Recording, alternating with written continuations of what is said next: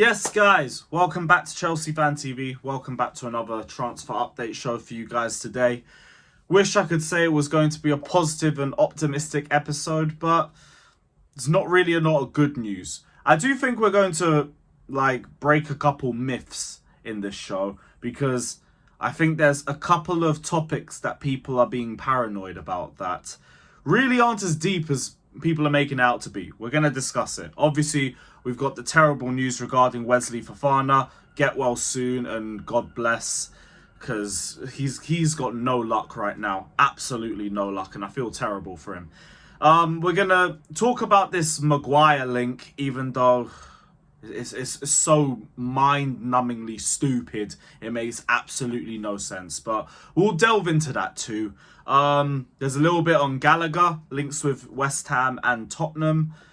The latest Caicedo updates. Got an Ornstein bomber. Shout out to Lee Gunner and all that. And we got Lukaku and Inter Milan fans in their feelings. We've got a couple topics to get into. We'll start off with the Fofana news because it's just terrible, terrible luck for him. Ruptured his ACL in training and he will require surgery. He's out for a minimum of 7 to 9 months. Basically out for most of the season, if not the entire season. Can't catch a break. It's his first ACL injury, but it's his second big knee injury. He did have a leg break and I think an MCL rupture for Leicester. It's also his 7th knee injury in 4 years. Very unlucky for him. Now, a lot of people are saying that he's washed at 22 and all of this. I don't subscribe to that, because for me, he seems to me like one of those players who hasn't really grown into their body yet. I use Christensen as an example. Always used to have these little injuries and setbacks when he was at Chelsea for the first few years. And then when he got to the age of 25, which was around 2021, he'd fully grown into his frame. He was a lot more imposing, a lot more dominant. And I see the same thing for Fofana right now. He doesn't even seem like the player who gets dominated a lot in the air or gets dominated on the ground. He's very imposing, very aggressive in and out of possession. I'm not really worried about his long-term future, but it's just a really terrible setback for him. ACL injuries aren't as dangerous and as damaging as they were 10, 20 years ago, though. Before, it used to basically be the end of your career. Now, it's more of just a really heavy setback, potentially a year or two to get back into not just shape, but confidence in your entire body as well. So I think all Fofana needs is just time and a lot of patience, because he's on a 6-year contract. He's not going anywhere. And to be honest, our centre-back options aren't bad anyway for us to really be stressing about this. Like, a lot of people are scared saying, oh, we're going to go into the season with Thiago Silva, Colwill, Chalobah and Fofana. But when we were going to say Chalobah was the one that was going to be sold and Fofana would be in the team, everyone was happy to do 4 centre-backs. 4 centre-backs to me is enough for a season when you're playing 1 game a week and you only have 3 competitions to worry about. It's not ideal. I wouldn't say it's ideal because, let's be real about it. 5 would be a lot more comfortable. If you have 1 injury, then you're kind of a little bit worried about that position. But 4, you should be able to get through that fine as long as there's no big injuries in that position. And the only really injury-prone centre-back in that bundle is, I think, Badiashile. And I don't even think he's that injury-prone. I think he's just had a couple problems here and there. So it's really not as bad as people are making it out to be. It's just terrible for Fofana, and get well soon. But it's just bad luck. It's just bad luck. And hopefully he's back before the end of the season. Do not rush him back at all. Take all the time you need. Last thing we need to do is throw him straight back into games like Graham Potter would do or something. Just bring him in slowly. But is what is. Get well soon to Wesley Fofana. One thing though, the Colwill debate is dead. Finished. Don't talk to me about Liverpool having any interest or Brighton. It means nothing. Guy's here with us for 2 years with the option to extend with certain appearances. He could not have an easier route into the first team if he tried. So we don't need to have this debate about Colwill. It's done. It's finished. He's going to stay here. Done.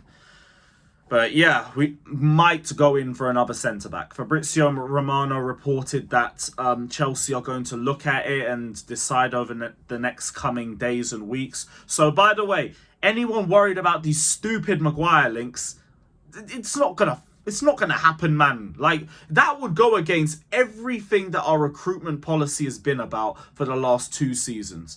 And if we want to entertain the idea that maybe we would look for Maguire as our defensive option, we would only get him on loan. Why would we sign that guy? Why would that make any sense? And they just rejected a loan offer from West Ham for him. So they clearly only want him gone permanently. And we're not getting Maguire. Don't let Man United fans gaslight you into this because they're trying to get their get back on us because we were bantering them about Mount for the last 2 months. It doesn't hit the same. It doesn't hit the same at all. Maguire ain't joining us. All those links are bollocks. We haven't even properly started looking for centre-backs and people are trying to say Maguire's our favourite option. Come on. The last fucking centre-back we're going to look for is fucking Harry Maguire. Makes no sense. Dumb shit. Not listening to it. Dead that. So, throw that one in the trash. Next news article. Gallagher. He's on the list of West Ham. Apparently next to Goretzka. Big fall from grace from him. Talks with the 23-year-old are positive and ongoing. The player can really imagine to join West Ham. That's a big change in tone from the January reports that he only wants the top 6 club. But I am not complaining. I'm not complaining. Talks about a transfer fee package of around 25 to 35 million pounds. They can fuck off for that, personally. We're going to get 45 million from Everton in January and they want to come to us with that. That is crap. That is crap. Maybe they're trying to open negotiations, but we're not stupid. Like, you literally just got 105 million for Rice and the majority of that would have been upfront. Run us our 50 million if you're serious about Conor Gallagher, or don't call us again. So yeah, dead that shit. Tottenham are also interested. They know what the fee is. If they really are interested, they should go for him. They had a terrible start to pre-season as well. Got battered. Well, say got battered. Lost 3-2 to West Ham, but Tottenham and battered seem to go well together. You lot know the chant and all of that. Caicedo. Ornstein said 60 million was rejected in early June. The latest bid in writing was 70 million fixed with no add-ons, and Brighton turned it down again. I really feel like Chelsea are now trying to unsettle him because Caicedo is getting annoyed about this. Reports have come out saying that he's not happy with how long this is taking. Just seen Cucurella talking about how much he wants to join us in the most recent press conference. Let it go. I still think this transfer is going to happen. I just think Chelsea are taking their time about it. And I still have patience. It's wearing a little bit thin. I won't lie to you. I would like to see this get done soon. But I'm not panicking. I'm not panicking. I feel like if it gets done, we're not going to care, innit? So there's no point getting more annoyed that another day's passed and he hasn't joined us. That's just the way I see it. No other clubs are in for him. No other clubs trying to hijack us. He only wants Chelsea. Personal terms are agreed. There's nothing really to stress about. It's just, why is it not done yet? That's all. Last but not least, Inter fans are in their feelings about Lukaku. Said never see each other again. You have betrayed all of us. We always defended you in difficult moments. Now you give us a stab.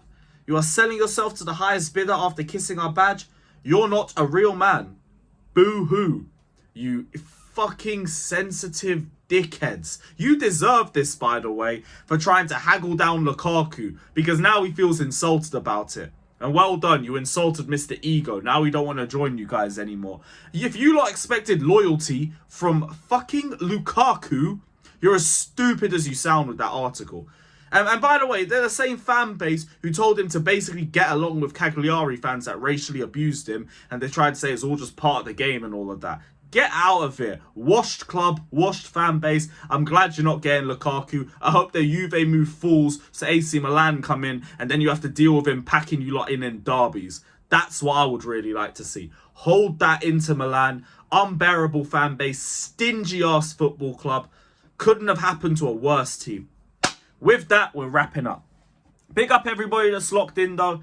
Hit the like button, subscribe. Let me know all your thoughts down in the comment section below. Don't forget to check out my personal channel. We do live streams basically every afternoon talking about the latest transfer news, and it's chaotic as fuck. So check it out, like, subscribe, and as always, up the Chelsea.